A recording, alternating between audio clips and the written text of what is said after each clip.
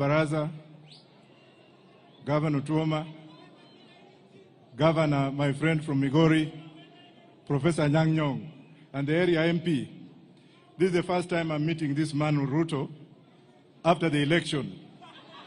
I wish you had called me before. Maybe stories would have been different. But let me take this opportunity to tell you that had I won the presidency, maybe I could have been the one talking here. But I congratulate you for your good work.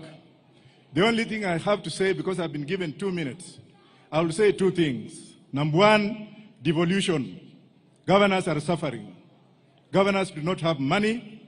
The monies have not been sent to these people. Governors are borrowing to pay their employees.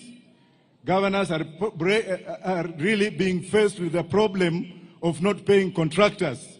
Please release money for devolution. That devolution was brought by the Right Honorable Raila Amolo Odinga.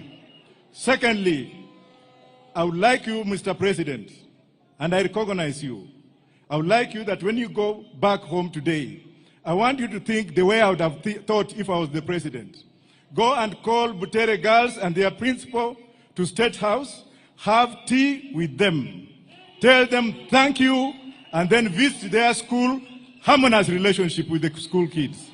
Otherwise, watoto wadogo saa hizi wanakuchukia because of the mistake that was done by your juniors. Correct them. You are my president. You have the sword of power, and you can lead the country if you have both of us.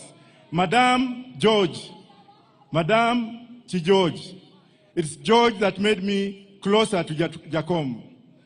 There are some people who had blocked me, and I've stayed with Jacom in Britain. I've stayed with Jacom's family, including the sister in UK. But when I came back, there was that buffer zone. It is this man who made me see Jacom, and then we blossomed.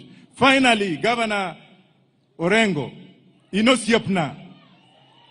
Orengo, you have played a big role in my education.